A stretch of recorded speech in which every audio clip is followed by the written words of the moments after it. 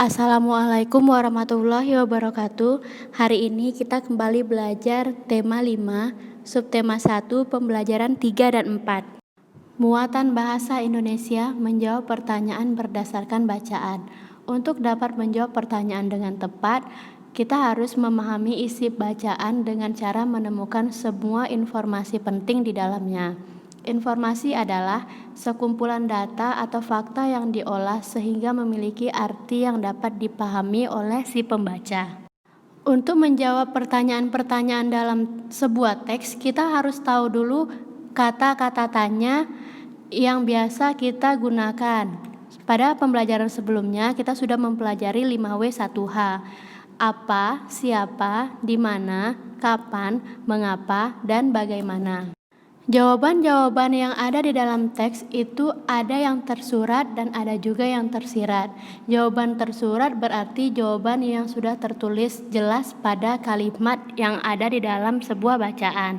Sedangkan jawaban tersirat adalah jawaban yang harus disimpulkan terlebih dahulu berdasarkan informasi yang ada dalam suatu bacaan. Selanjutnya menyampaikan jawaban dan menceritakan kembali isi teks. Nah, setelah kita membuat pertanyaan lalu menjawabnya, kita akan menceritakan kembali isi teks itu berdasarkan pertanyaan dan jawaban yang telah kita buat. Untuk menjawab pertanyaan dengan tepat, terlebih dahulu kita harus membaca dan memahami isi bacaan dengan baik. Cara membaca yang baik adalah dengan membaca di dalam hati atau tidak bersuara. Dengan membaca dalam hati, kita dapat lebih cermat mencari hal-hal penting di dalam teks tersebut serta menjawab pertanyaan yang diberikan. Muatan IPA. Mata kita berfungsi seperti teropong cangkir. Cahaya menembus lubang kecil bernama pupil dan berhenti pada layar yang disebut retina. Proses ini membuat gambar terbalik. Saraf mata menghubungkan retina dengan otak yang membalikan gambar ke bentuk sebenarnya. Selanjutnya kita akan bahas bagian-bagian dan fungsi pada mata. Yang pertama ada otot mata. Otot mata berfungsi untuk menggerakkan bola mata.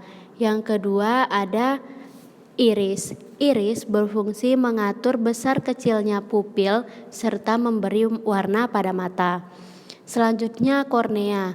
Kornea berfungsi meneruskan cahaya yang masuk ke dalam mata. Lalu pupil. Pupil berfungsi mengatur banyaknya cahaya yang masuk ke mata. Selanjutnya lensa mata. Lensa mata berfungsi untuk memfokuskan cahaya agar tepat jatuhnya pada retina.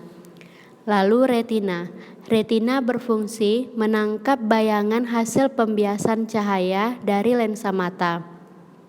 Selanjutnya saraf mata. Saraf mata berfungsi meneruskan rangsangan cahaya ke otak.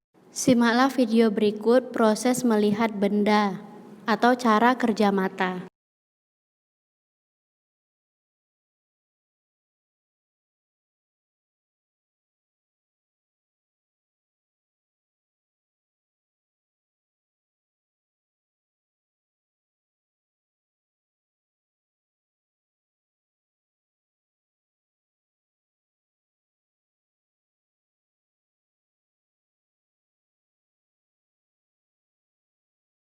Untuk lebih jelasnya, perhatikan skema di atas. Berikut adalah proses melihat.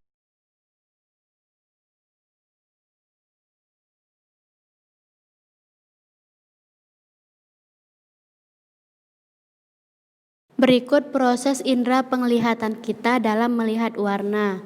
Nah, yang pertama, benda menyerap sebagian cahaya tertentu dan memantulkan sebagian lainnya ke dalam mata.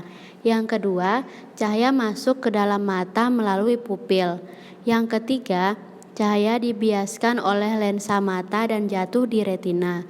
Yang keempat, sel-sel di retina memberi sinyal ke otak. Yang terakhir, otak memberi kesimpulan warna benda yang terlihat. Sekarang kita akan belajar penguraian cahaya. Contoh penguraian cahaya yang dapat kita lihat pada kehidupan sehari-hari adalah pelangi. Pelangi terjadi karena cahaya matahari mengenai titik-titik air yang ada di udara, lalu cahaya tersebut akan terpantul dan terurai menjadi berbagai warna. Jadi pada dasarnya cahaya pelangi itu terdiri atas satu warna. Karena dia mengenai titik-titik air yang ada di udara, maka terjadilah penguraian cahaya sehingga pelangi yang kita lihat itu ada beberapa warna. Untuk membuktikan cahaya matahari terdiri atas warna putih saja, itu bisa kita buktikan menggunakan cakram warna. Perhatikan gambar di slide, kamu bisa membuktikan bahwa cahaya putih matahari terdiri atas 7 warna dengan membuat cakram warna. Potongan kertas membentuk lingkaran, warnai kertas sesuai dengan 7 warna pelangi, lalu putarlah kertas tersebut dengan kecepatan tinggi. Nah, setelah diputar dengan kecepatan tinggi, itu akan menghasilkan warna putih. Muatan PPKN, sikap yang sesuai dengan makna sila keempat Pancasila. Sikap yang sesuai dengan sila keempat Pancasila yang pertama, melaksanakan hak memilih dan dipilih untuk menjadi ketua kelas.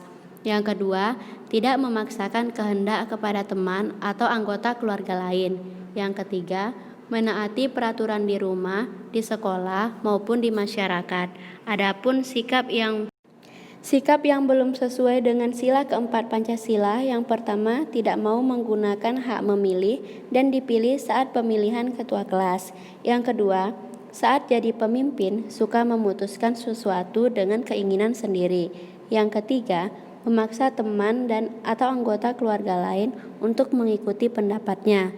Masih banyak contoh-contoh yang lainnya. Demikianlah pembelajaran daring kita hari ini. Kita lanjutkan pada pembelajaran daring selanjutnya. Assalamualaikum warahmatullahi wabarakatuh.